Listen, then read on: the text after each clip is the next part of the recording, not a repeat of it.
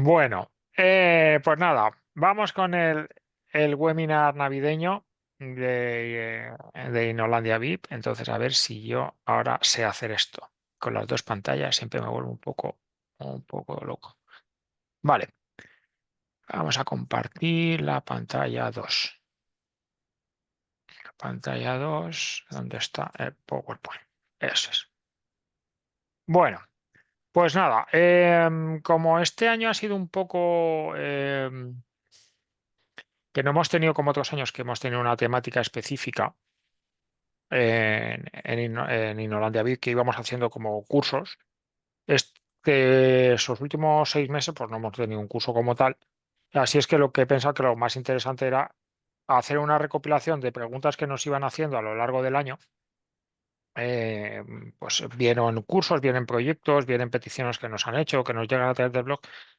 Y como eran, y las que eran más repetidas, pues intentar contar aquí un poco pues nuestra visión sobre eso, de tal forma que pues la podáis aprovechar todos, ¿vale? Entonces, la No se ve primera la es un melón bastante presentación, interesante. Ángel.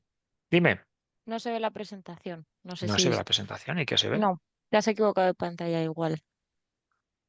¿Se ve o Vemos el no? escritorio, la playa. Ahora vemos... Ah, no, espérate, vamos a ver, porque estoy compartiendo la que no es. sí. Ay, vale, entonces esta es. Ahora sí, ¿verdad? Y ahora Ahora sí. sí. Bien. Sí. Bueno, pues eso, lo que os decía, que la primera pregunta es un melón bastante interesante, que es cómo sacar tiempo para innovar, ¿no? Mucha gente nos dice, de hecho, bueno, cerramos el martes, lo sabéis, el cuestionario de la radiografía del innovador y sale como, en la primera visión que hemos hecho es que como barrera número uno nos dedicamos a apagar fuegos todo nuestro tiempo. ¿Vale? Entonces, una pregunta que nos dicen cuando entramos en algún proyecto es, bueno, pero ¿de dónde saco tiempo para innovar? En el fondo lo que estamos diciendo es de dónde sacamos tiempo para pensar. Y justo ayer comentaba con Andrea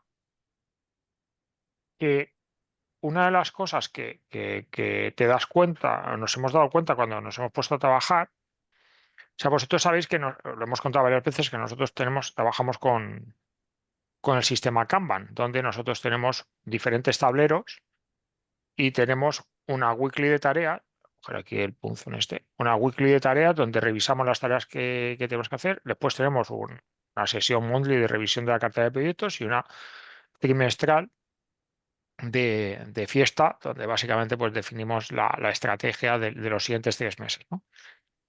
Cuando me he puesto a revisar la parte del tablero de las weeklies, lo que he encontrado es que nosotros no encontramos huecos para pensar, sino que consideramos pensar una tarea. Entonces las metemos dentro de nuestro propio sistema de trabajo. Con lo cual no hay que buscar un hueco. Voy a bloquearme 2 horas. No, tienes que hacerlo. Es una tarea. Entonces, aquí veis algunos ejemplos que hemos puesto. Pues, por ejemplo, cerrar un proyecto es una tarea de pensar, es reflexionar sobre cómo ha ido el proyecto, qué hemos aprendido, qué no hemos aprendido. Tenemos un checklist para recoger el tipo de información. Un kickoff interno que tenemos es una tarea de pensar. Es cómo voy a desarrollar el proyecto. Entonces, abrir el proyecto es la primera tarea que se hace desde que de la parte comercial hasta operaciones y es otra tarea de pensar.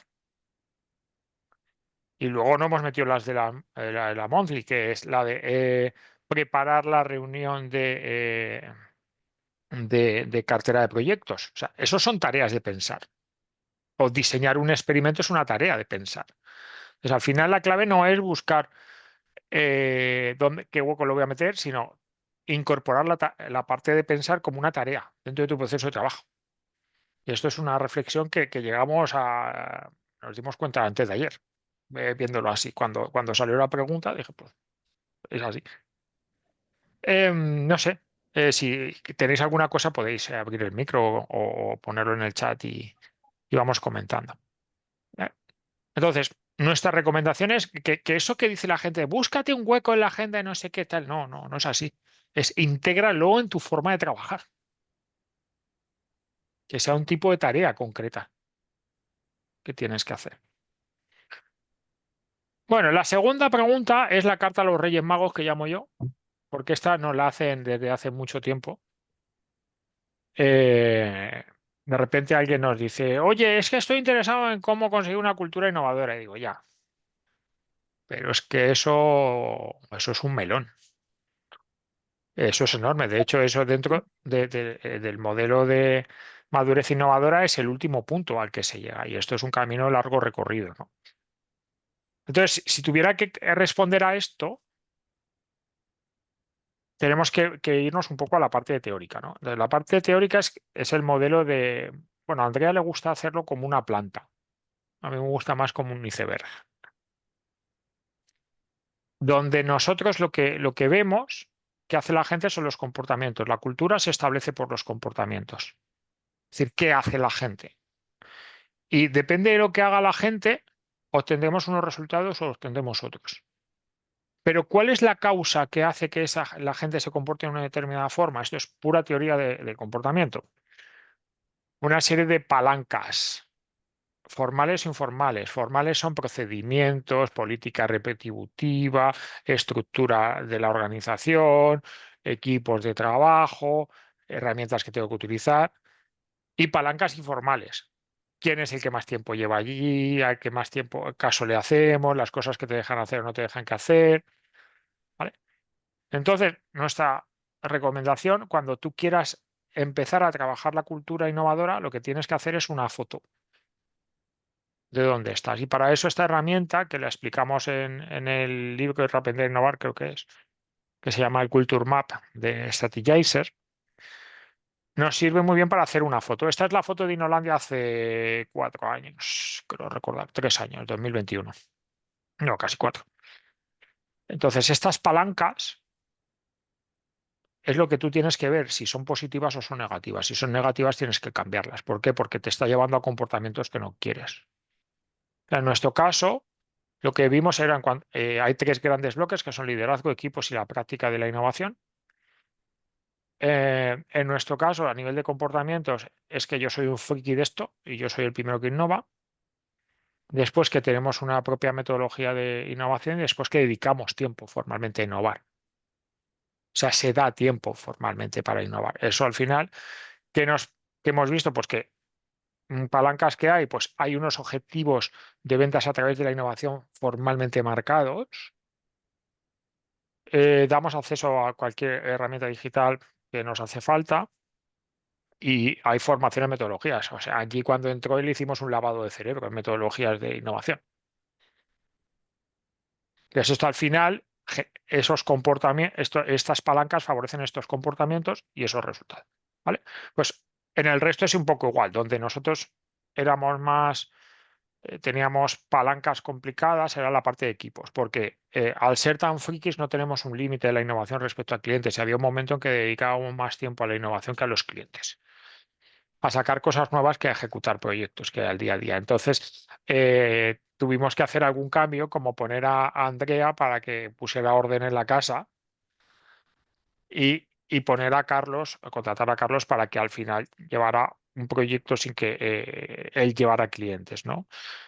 Entonces, estos son barreras que nosotros en su momento vimos y que pues intentas resolver, ¿no? Entonces, ¿cuáles eran los comportamientos que teníamos? Pues que proponíamos ideas continuamente sin control, es decir, estos son los famosos melones de Ángel, que todo el equipo adora, que es cuando yo vengo con una idea de bombero en un determinado momento, entonces todos se echan a temblar. Había en determinados casos saturación de muchos proyectos de innovación, mucha prueba y no consolidación de cosas, ¿vale? Entonces aquí al final lo que veíamos es que teníamos muchos proyectos de innovación y dificultad de consolidar servicios. ¿Vale? Y luego en esta parte más de práctica, pues lo que veíamos es que sí, somos curiosos y además teníamos que mejorar nuestro proceso de selección de colaboradores para que estuvieran adaptados a nuestra propia cultura. ¿Vale? De aquí nuestros comportamientos, no tenemos miedo a fallar, somos innovadores artesanos, replicamos en clientes lo que probamos nosotros en nosotros mismos y solo participamos en proyectos de colaboración, cosas muy seleccionadas. ¿Vale? Entonces, el resultado es que todo el equipo participa en proyectos de innovación. Es decir, no hay un área que haga más o que haga menos, sino que todos estamos embarrados en este tipo de cosas. Entonces, recomendación para esa pregunta de cómo mejorar la cultura innovadora, primero haceros una foto. haceros una foto de qué resultados a nivel de innovación estáis obteniendo y qué comportamientos está teniendo la gente. ¿Sois solo dos los que estáis trabajando en innovación o sois 25? ¿Cuánto tiempo dedican los jefes a innovación? ¿Cero? ¿Están metidos? ¿No están metidos? Identificar comportamientos. ¿Cómo innováis? ¿Es todo planificación predictiva en cascada de yo sé lo que va a pasar dentro de 19 años? ¿Solo hago proyectos subvencionados? O sea, ¿cómo lo hacemos? Y con esos comportamientos veremos, a ver, esa es la causa de los resultados que estamos obteniendo. ¿Vale? Y entonces buscar debajo cuáles son las palancas que hacen que los comportamientos sean eso. Porque la gente nos comportamos no va libre albedrío, sino porque hay algo, un contexto que nos hace comportarnos así. Bueno, siguiente pregunta. Esta es otra también muy buena. ¿Cómo consigo que la gente me haga caso? Esto es, típico departamento de innovación que tenemos que involucrar a personas de otras áreas, donde pues básicamente no tenemos capacidad directa o sea, no es capacidad de gestión, sino no tenemos mando directo sobre ellos, ¿vale? O sea, capacidad de influencia directa. Vale, entonces, ¿cómo conseguimos que gente que no es de nuestro departamento y sobre las que no tenemos mando directo nos hagan caso y participen en innovación? Pues haciendo una reflexión un poco de los 50, 60 equipos con los que trabajamos al año, y esto no lo encontramos en el 90% de los casos, pues antes de montar el equipo y de pedir que participen, o sea, lo que hay que intentar evitar es pedir favores, porque los favores no nos llevan, o sea, una de dos, o luego te los cobran o es algo que no tiene recorrido. Es decir, cuando has pedido tres favores, dices, bueno, ya está bien. Entonces, lo que hemos aprendido es que quizá hay tres grandes cosas que tenemos que. La primera es, hay que entender nosotros qué va a ganar la gente que participa, porque hay que vendérselo. Es decir, si vamos a llamar a alguien del departamento, me lo invento, del departamento de producción, de operaciones, porque tiene que ayudarnos a hacer no sé qué, de unas pruebas piloto o lo que sea, ¿qué gana esa persona? Que puede ser algo tan tonto como que no, crea un centro de coste para hacer las pruebas de estas de innovación y no va contra tu coste. Ah, vale, bien. O sea, ¿qué va a ganar las personas que van a participar? Tenerlo claro. Porque si no, normalmente esa persona cuando sale se va a encontrar con, si pone a trabajar con nosotros, tiene que hacer su trabajo y trabajar con nosotros. Entonces, bueno, primero, ¿qué va a ganar? Hay que hacérselo atractivo. Segundo que hemos aprendido es que esta gente que no depende de nosotros, hay que minimizarles la dedicación a lo imprescindible. Y entonces, a nosotros nos gusta trabajar en las sesiones. O sea, hay que reducir al máximo lo que es el trabajo que tengan que hacer fuera de las sesiones. ¿Por qué? Porque sí, porque no lo van a hacer, básicamente.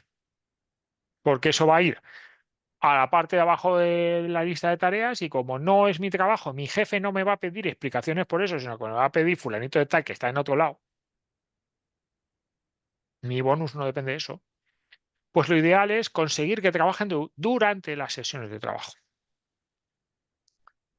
Luego, otro modelo es el de trabajar por sprints. Es decir, sprints intensivos. Es decir, nosotros, el design sprint nos encanta, es cuando encerramos a la gente 3 días.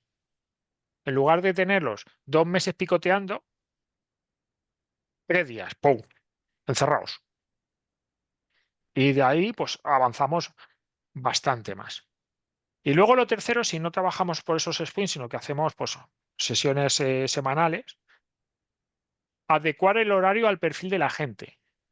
Esto suena muy estúpido, pero no pongamos sesiones de trabajo con gente que trabaja en producción por las mañanas, a primera hora, porque es cuando llegan, miran cómo han ido la evolución del trabajo del día anterior. Claro, nosotros estamos en oficinas y a lo mejor no pasa eso, pero coño, si tenemos que meter a gente de producción, en producción por las mañanas hasta las 12 es un infierno. Pues veamos cómo podemos ajustar eso. Y una vez que hemos visto esto, hemos visto qué van a ganar, cuánto van a dedicar, entonces se les vende, se dice: "Oye, es esto, esto es lo que vas a conseguir, este es el tiempo que vas a tener". Nos pasa ahora mismo, perdona, explicamos esto y al final esto se formaliza con sangre. Es decir, sus jefes, o sea, las personas que vayan a participar tienen que tenerlo súper claro, tienen que bloquearlo en su agenda y sus jefes lo tienen que tener súper claro. Y tiene que haber, a ser posible, un email de los jefes diciendo: sí, fulanito de tal va a trabajar. De hecho, nosotros no entramos en un cliente si esto no ocurre. Muchos de vosotros lo sabéis, cuando trabajamos con equipos, si no nos garantizan que va a haber unos equipos con una dedicación, nosotros no entramos. ¿Por qué? Porque si no, la culpa luego para nosotros. No, no, hombre, la culpa vuestra que no lo habéis puesto. Pues es igual. Pues esto es lo que hemos aprendido cuando tenéis que involucrar a la gente. Y justo estaba pensando en el caso de un programa de intraemprendimiento a nivel europeo que estamos haciendo con un cliente, donde la venta es exactamente así. Cuando llegan los directores y estamos metiendo a 50, 60 personas, 50, 60 personas, ¿eh? Y cuando le decimos que tienen que dedicarse durante 6 semanas, dice: "Bueno, estamos locos, 6 semanas. 6 semanas son 2 horas a la semana, que son 10 horas. Y que no van a tener que hacer nada fuera. Y que lo van a hacer todo ahí". Ah, bueno, entonces cuando lo intentas poner así, es más sencillo. Pero la gente necesita certezas, necesita saber: ¿y esto cuánto me va a suponer? ¿Y qué voy a ganar yo? Entonces, esta es nuestra recomendación cuando tengáis que involucrar a la gente de otros departamentos. ¿Qué más? Venga, vamos a abrir la parte de la IA, porque el 40% de las preguntas que nos han llegado tienen que ver con la IA este año. Entonces, la primera es esta: ¿qué es mejor, ChatGPT o Copilot? ¿Vosotros qué pensáis? A ver, el que diga que es mejor Copilot, que levante la mano.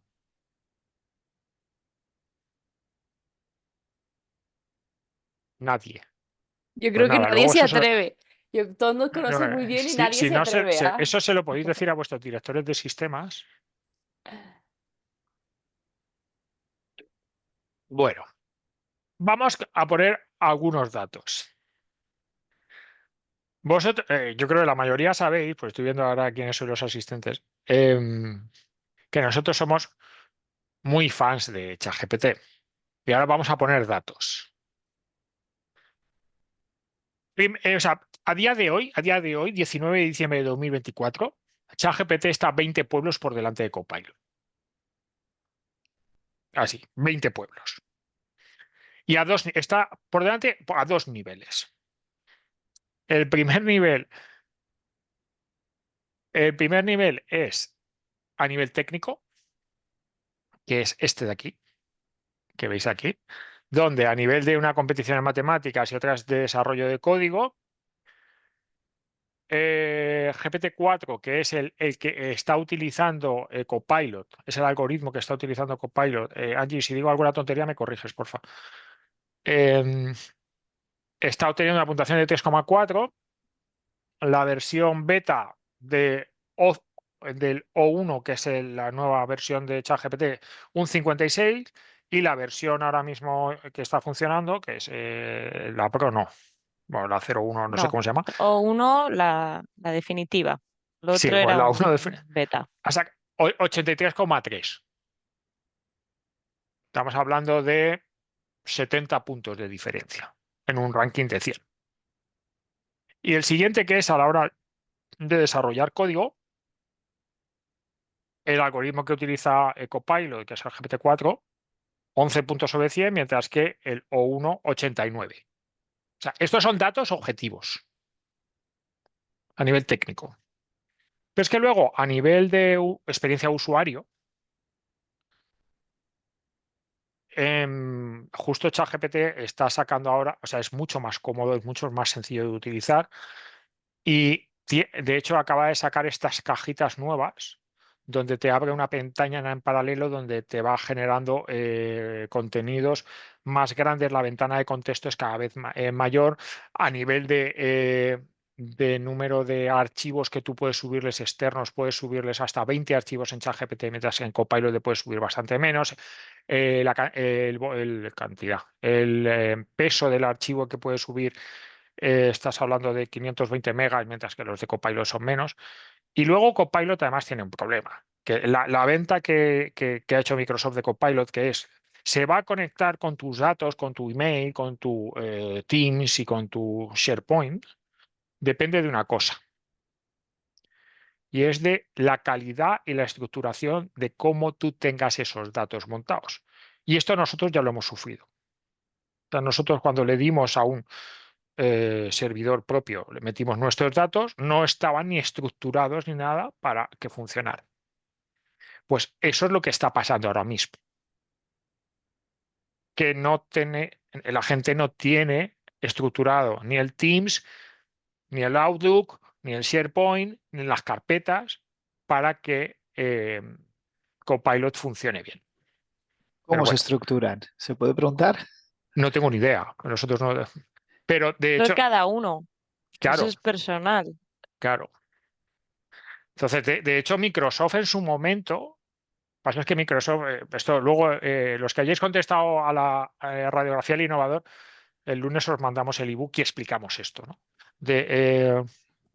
Microsoft en su día, cuando lanzó Copilot originalmente, su oferta de salida eran mínimo de 300 licencias, que son 90.000 pavos al año, mínimo de 300 licencias y una auditoría previa de cómo estás estructurados los datos. Pero resulta que llegó OpenAI, reventó el mercado porque lanzó ChatGPT Team a 30 euros. Entonces, como nadie iba a cogerlo, Microsoft en un mes se olvidó de su modelo de 300 licencias con una auditoría de datos y dijo, venga, que la coja quien quiera. ¿Sabe? Entonces, la clave es la estructuración de los datos. Y lo que preguntas, Nacho, pues no lo sé, sinceramente. No sé cómo se tiene que estructurar para que te lea bien. Pero, Es que pero esa tiene que tener una conclusión la determinada tenemos, estructura. sí, sí, la tenemos clara y estamos a ver cómo conseguimos que nos lea, porque sí que, pues eso, lo tenemos en la compañía y al final, pues codificación de títulos de emails, codificación de archivos, etcétera, para guiar un poco también esa búsqueda. Es un poco la reflexión. Eso es. Bueno, Mucha lo que hemos aprendido estandarización. aparte de esto es que estos son los datos. Y ahora, los otros datos es que aunque hay entornos corporativos donde sí vamos a usar Copilot, lo que hemos visto es que la gente tiene sus cuentas privadas de ChatGPT y las usa cuando ve que Copilot no funciona. Entonces, estos son los datos que nosotros tenemos de la radiografía del innovador. Está sin analizar. Este es directamente la gráfica que nos saca Google. Lo bruto dice que sí, el 40% de los usuarios está utilizando Copilot y el 77% ChatGPT. O sea, hay muchísima gente que tiene las dos cuentas.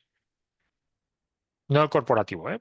Yo tengo ChatGPT el privado. O sea, tenemos directores de sistemas que nos han confesado que tienen ChatGPT privado avanzado y que cuando tienen que hacer análisis complejos los hacen con ChatGPT. Repito, esta es situación a día de hoy, ¿eh? El 19 de diciembre de 2024. Y esto el año que viene, no sé, a lo mejor cambia. Esa es la respuesta a la pregunta. Bueno, otra pregunta que nos suelen hacer mucho es, ¿qué pasa con mis datos cuando uso la IAG? Pues aquí hay que entender dos cosas. Lo primero es los datos, cuando yo utilizo la IAG, ¿dónde se almacenan? Porque en función de dónde se almacenen pueden pasar unas cosas o pueden pasar otras. Entonces, lo que puede ocurrir es que esos datos se almacenen en servidores de terceros. Básicamente en los del dueño de la herramienta de IA. Y ahí puede ser en los servidores de OpenAI, que además utiliza servidores de Microsoft. Pero bueno, en los servidores de OpenAI o en los servidores de Google o en los servidores de Meta, o en los servidores de Amazon Web Services, Amazon. Básicamente son los 4 tipos de servidores que están utilizándose, ¿no?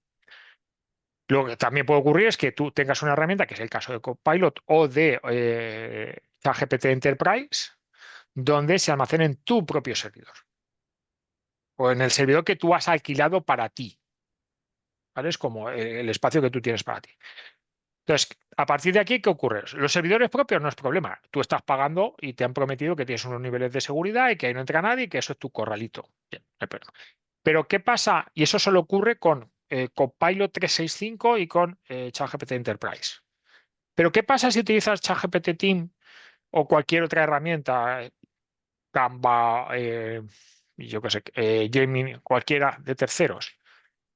Pues que aquí lo que ocurre es que la empresa puede tomar 2 decisiones. Una que es utilizar lo que tú le has enviado para entrenar sus propios algoritmos o no utilizarlo. Entonces, eso se acepta en las condiciones de uso, eso que no nos leemos nadie, eso se acepta ahí. Que, de hecho, aquí ha habido un tema con, por ejemplo, creo que fue con Adobe, que Adobe te cambió la política diciendo que cualquier imagen que tú crearas con ellos o cualquier archivo, ellos lo iban a utilizar para entrenar sus algoritmos. Ahí hubo un lío. Pero, por ejemplo, en ChatGPT, a día de hoy, por defecto, no se entrena el modelo. Es decir, tú escribes con ChatGPT Team o ChatGPT Plus, tú escribes tu prompt, te contestan, toda esa información va a los servidores de OpenAI, pero no se utiliza para entrenar los algoritmos. Es decir, que en teoría se debería borrar. Es decir, que no aparecerá, si metéis allí las cuentas de la empresa, en teoría eso no debe aparecer. Si yo meto mis libros, eso no debe aparecer en la base de datos de ChatGPT. ¿Vale? Es lo que ahora mismo, como está. Entonces, esto es algo que en su momento no estaba y que en base a las, por un lado, las reclamaciones de la gente, de los usuarios, y por otro lado, la legislación, pues sobre todo la europea, pues se ha ido forzando para que, vale, si tú quieres entrenar el modelo, compra datos. Es lo que se está haciendo, es pues algunos acuerdos que hay pues, con, por ejemplo, de OpenAI para con o el Financial Times o con alguno de estos para ellos pagan por los datos para entrenar su algoritmo, ¿vale? Pues ahora mismo estamos en un modelo bastante más seguro de lo que era hace un año, donde hace un año sí que entrenaban los modelos y teníamos que ser nosotros los que dijéramos no quiero que lo entrenen. Ahora la situación es que por defecto no entrenan los modelos. Tú puedes dar la opción de que sí, que puedes ceder tus datos, pero ahora mismo la situación es que no están entrenando los modelos con las conversaciones que se están haciendo. Más cosas.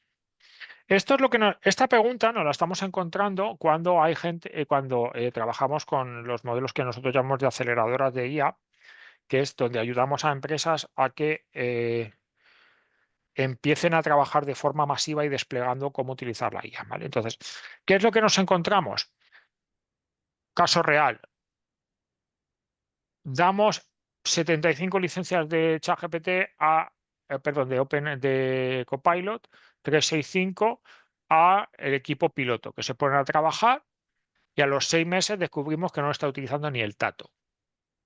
Y estamos pagando todos los meses 2.100 euros de licencias. Todos los meses. Entonces nos dicen, oye, mirar a ver qué es lo que pasa. Entonces, pues que la gente no lo está utilizando. ¿Y por qué la gente no lo está utilizando? Porque la gente utilizará la IA cuando encuentren casos de uso que le resuelvan problemas diarios. Punto. Mientras no encontremos problemas específicos donde la IA nos ayude, que sean frecuentes y recurrentes, y entonces nos acostumbremos a usarlo, no la usaremos. Y aquí el problema es que tenemos que dedicar una primera parte de nuestro tiempo y de nuestra energía a explorar, porque no sabemos cuál es ese caso. Nosotros sí que hemos encontrado uno pero hemos tardado casi un año en encontrarlo, que es el de planificar proyectos.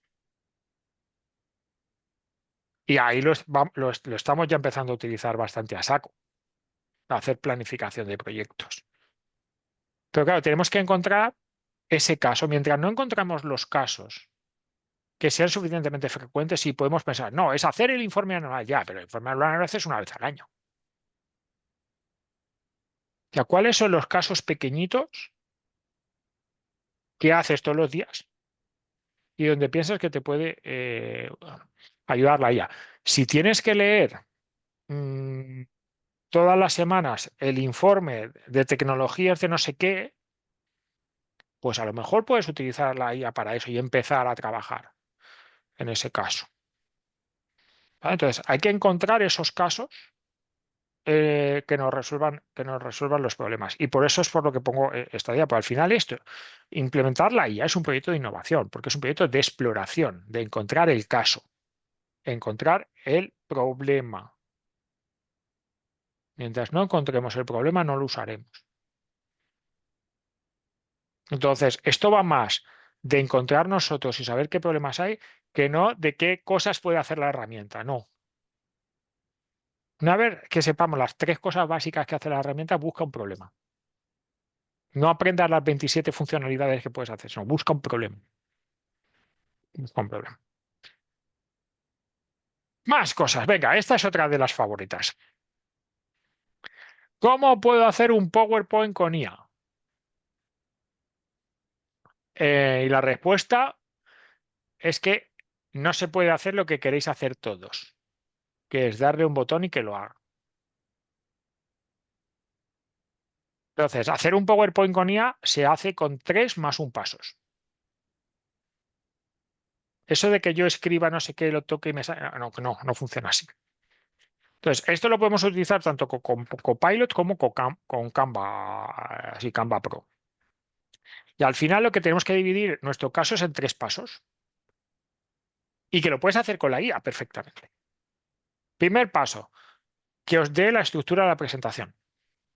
Le cuenta, haces tu super prompt, le das todo el contexto, le cuentas, le metes información que necesite y le dices, vale, con todo esto, hazme una estructura de la presentación.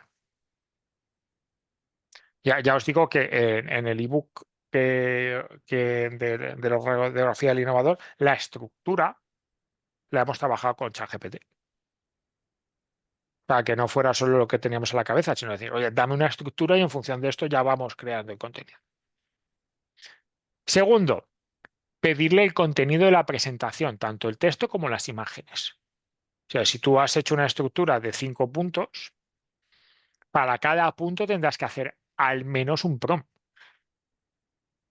De dame el texto y luego dame la imagen que lo complemente.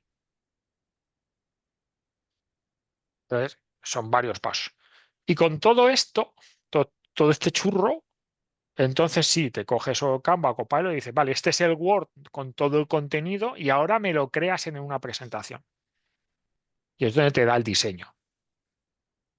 Creo que es en Canva si lo haces el diseño random, es decir, te puede salir uno bueno, otro regular.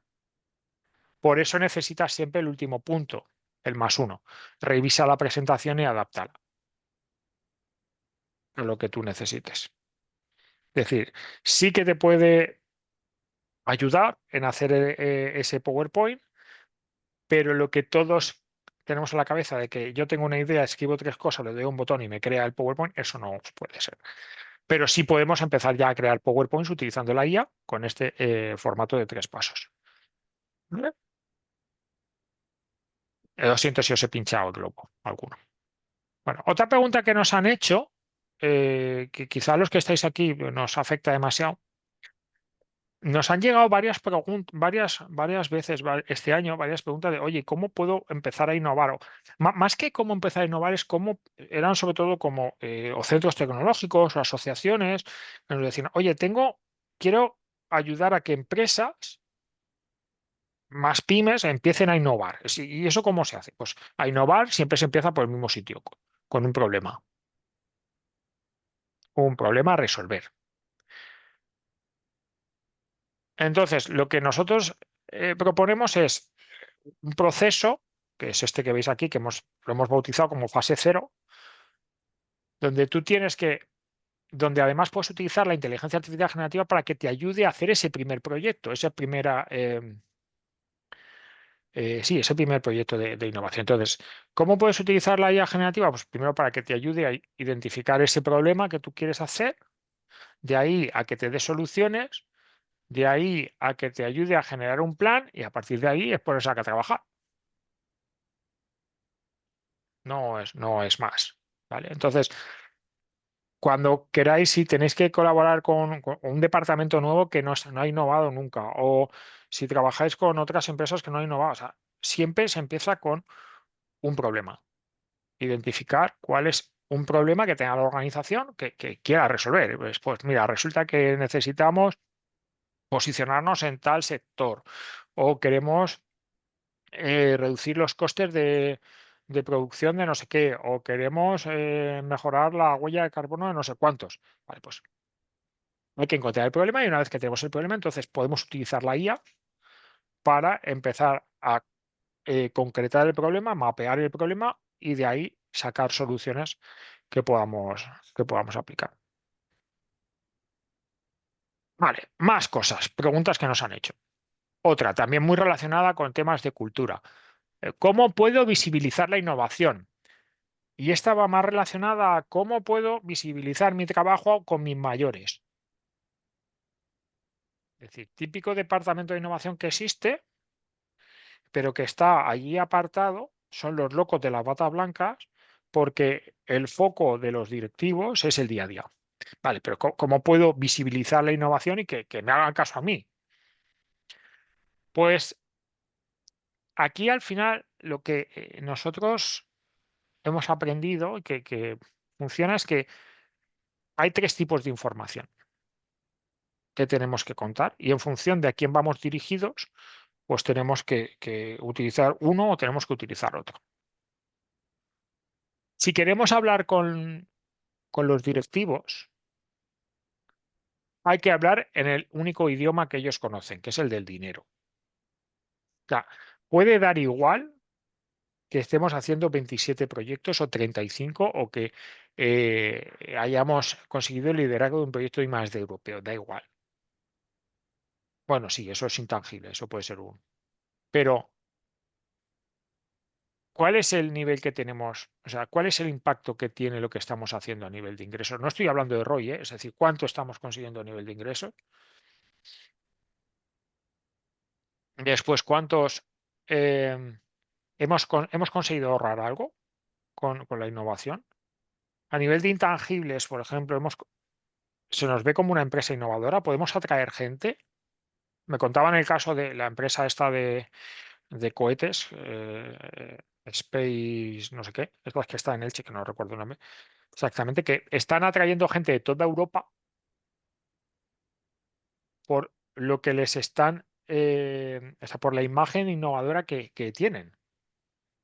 Y están en Elche, que está aquí en mitad del desierto, pues están atrayendo gente de toda Europa para trabajar. Bueno, pues la innovación consigue esto. O otro cliente nuestro, que no está por aquí, por lo que estoy viendo, que los ha comprado una empresa, una multinacional, por su capacidad de innovación. Vale, pues eso es lo que entienden nuestros mayores. ¿Vale? Y tercer nivel se refiere a, vale, soy capaz de, o sea, tengo un impacto más allá. O sea, ¿cuál es el impacto que tengo sobre mis clientes? Si yo soy un B2B, ¿cuál es el impacto que yo tengo sobre mis clientes? Sobre el negocio de mis clientes. Un segundo nivel de información a contar es la actividad. Vale, ¿qué hacemos? Y aquí yo me centro efectivamente en los proyectos, pero sobre todo en la eficiencia de los proyectos. No sirve de nada tener 28 proyectos si tengo los 28 abiertos y ninguno al final se implementa. Yo necesito las dos cosas. Necesito saber, vale, he hecho 27 proyectos, pero esos 27 proyectos resulta que 5 han salido al mercado y tengo que contar. O sea, para no caer en el error de hago mucho, pero luego realmente estoy muy ocupado, pero realmente no se mueve la aguja. Vale, pues ¿cuál es la eficiencia de esos proyectos? Y luego hay otro nivel de información que también sirve mucho para nuestros mayores, para los comités de dirección, que es cuál es el nivel de participación. Es decir, cuánta gente está participando en actividades de innovación, participa en equipos formales, propone ideas y ver que eso va creciendo, es decir, que no solo es el departamento, sino que el departamento lo está aplicando. Y luego a esta gente, al resto de la organización, es muy bueno contar los casos de éxito y de fracaso. Justo en el programa este que os contaba de intraemprendimiento, uno de los talleres que tenemos es el de los casos de éxito. Entonces, personas de diferentes países cuentan los casos de éxito al resto de gente. Y entonces al final lo que se crea es una sensación de, joder, estamos haciendo cosas muy chulas. Y que además puedes replicar. O nos pasó hace años con un hospital, que era el hospital con mayor número de patentes de la región. No sabía nadie en el hospital. Entonces acabamos haciendo un Hall of Fame donde estaban colocados los pósters de las patentes que había conseguido ese hospital. O sea, hay que contar a la organización los casos de éxito de las cosas que se van haciendo. Entonces, visibilizar 3 niveles: impacto, o sea, nivel económico a nuestros mayores, luego lo que estamos haciendo, pero sobre todo el resultado de lo que estamos haciendo, es decir, no la actividad en sí del proyecto, de tanto proyecto, sino al final eso en qué se traduce, cuánto finaliza, y la participación y los casos de éxito para difundir la cultura. Y hasta aquí ya está. Entonces, no sé, contarme hasta aquí. ¿Alguna pregunta más que tengáis que queráis que responda así a bocajarro o me he dejado algo?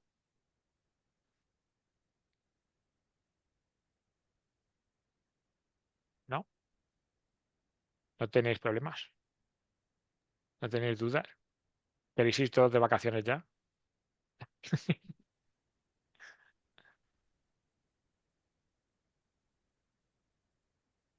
Están todos muy callados, ¿ah? Sí, sí, sí. Está la gente ya pensando O están muy concentrados y los dejaste con mucho de pensar, o... están mirando el email para ver si lo cierran ya y se van. Eso es lo que están haciendo.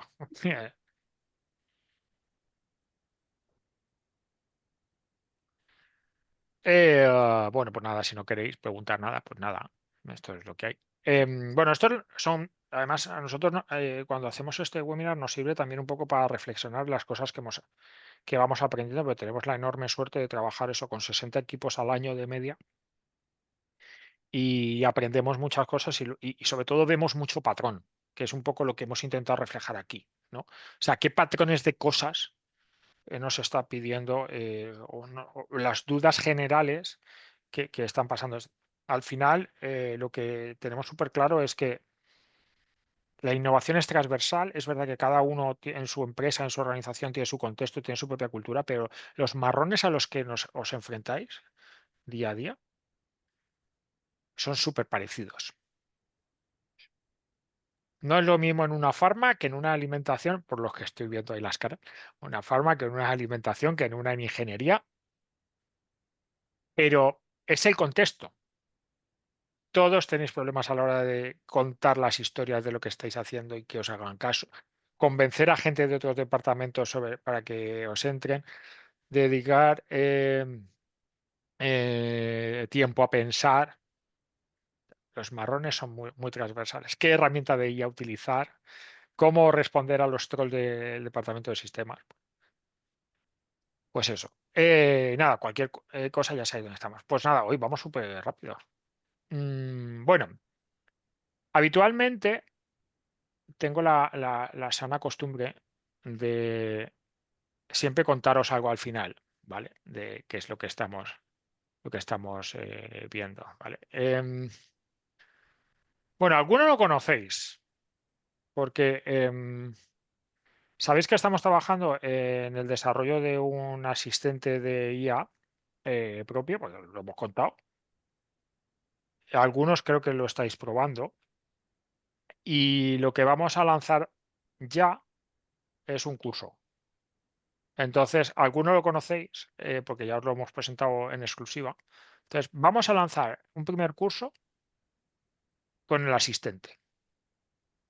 El naming no le hagáis caso, que es muy malo todavía. No le hemos puesto el nombre bueno. Mira que somos buenos poniendo namings, pero esta vez nos ha costado.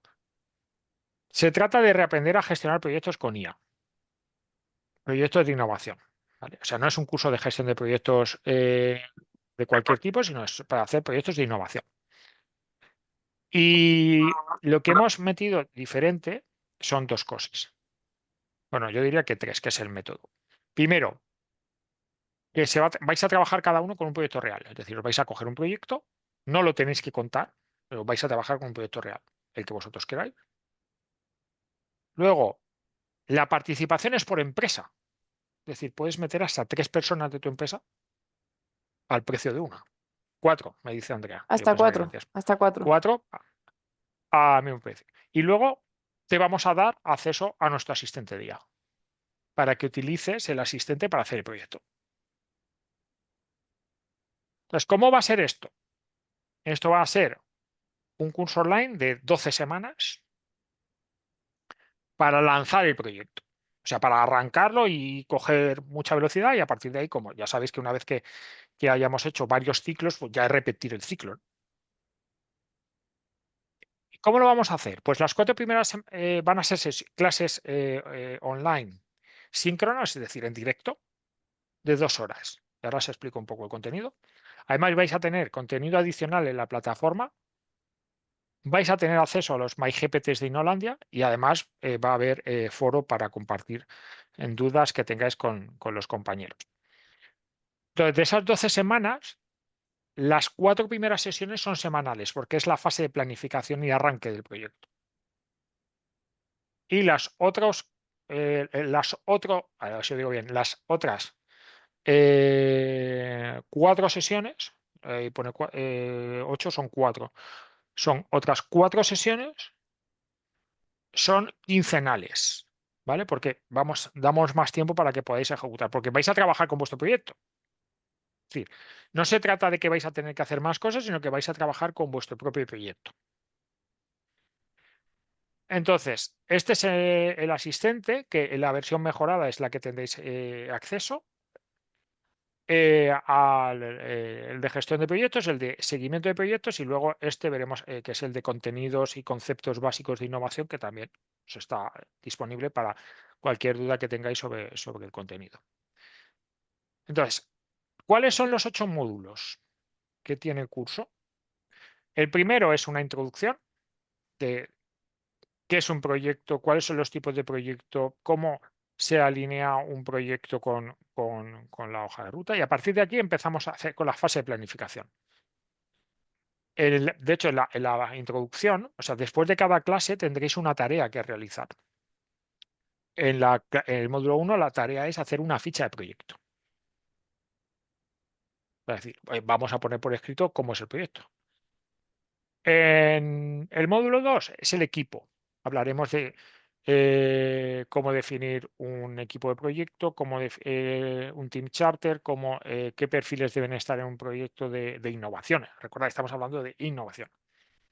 En un proyecto de innovación, qué tipo de habilidades debemos tener en cuenta, cómo definir una matriz de comunicación para el proyecto. En el módulo 3 haremos la planificación del proyecto. Hablaremos de la diferencia entre lo que es planificación, bueno, eso lo en el módulo 1, la diferencia entre lo que es trabajar en un formato de exploración a un formato más predictivo donde yo sé por fase, donde sé lo que va a pasar, sino a uno más de definición de hipótesis, de validación, el backlog de experimentos que voy a tener que hacer. Y en el módulo 4 arrancaremos el primer sprint. Implementar y gestionar el ciclo de sprint para asegurar la entrega de valor. O sea, qué es un sprint, cómo funciona, cómo es una ficha de experimento, cómo lo implemento y todo esto utilizándolo con IA.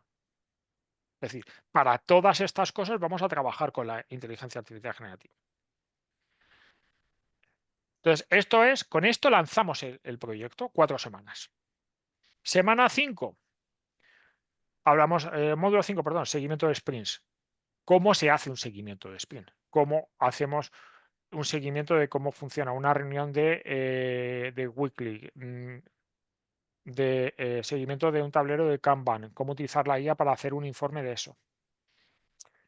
Módulo 6, ejecución del sprint. Hablamos de comunicación y colaboración con los equipos distribuidos. Es decir, al final, si trabajamos en remoto, qué cosas tenemos que tener en cuenta cuando trabajamos en remoto, cómo organizar un equipo en remoto para asegurar que no estamos súper encima y que la gente puede trabajar, cómo organizar una carpeta de documentación de un proyecto cuando estamos trabajando en remoto. Modo 7, proyectos de innovación en paralelo. Ya damos el salto. Mientras vamos trabajando en el proyecto, empezamos a ver, vale, si tengo más de un proyecto, ¿qué hacemos? ¿Cómo priorizo y distribuyo recursos dentro de diferentes proyectos? Y el módulo 8 final es el cierre. Cómo cierro un sprint, qué aprendo, cómo identifico mejoras, cómo la incorporo dentro de... O sea, cómo hago presentaciones a dirección o a los clientes de esos conceptos y cómo preparo el siguiente sprint.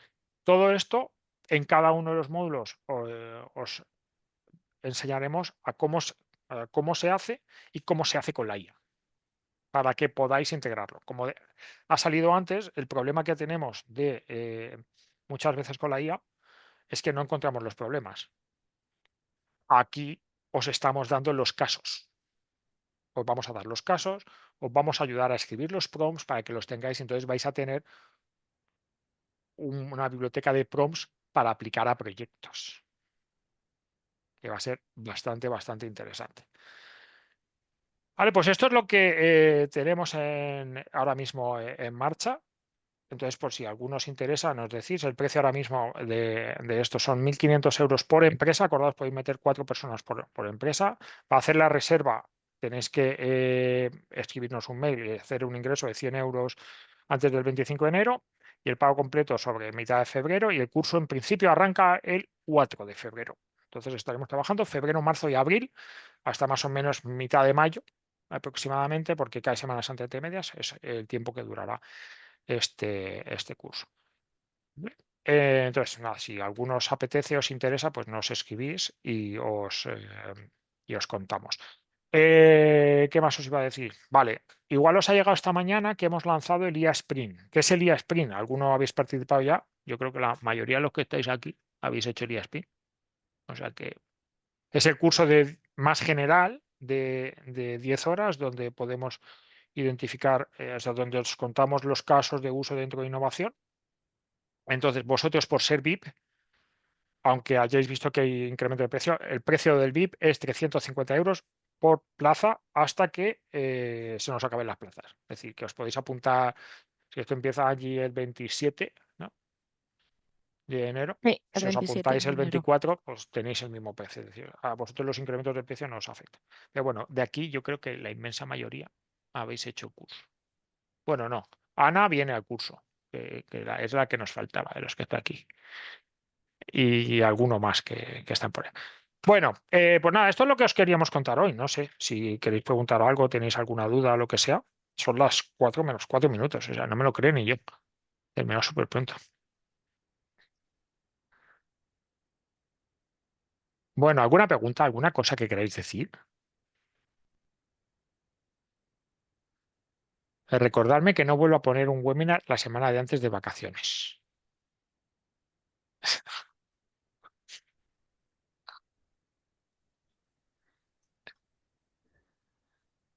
Bueno, pues nada, chicos, nada. Si no tenéis más comentarios, no habéis abierto la boca, pues nada, que tengáis buenas fiestas. Está todo muy claro, Ángel. Que disfrutéis mucho, que cuidado con el coche los que os mováis. Y nada, nos vemos a la vuelta. Tenemos un 2025 apasionante por delante. Lo Es que mismo. muchas gracias a todos. Gracias a vosotros. Gracias. Felices fiestas.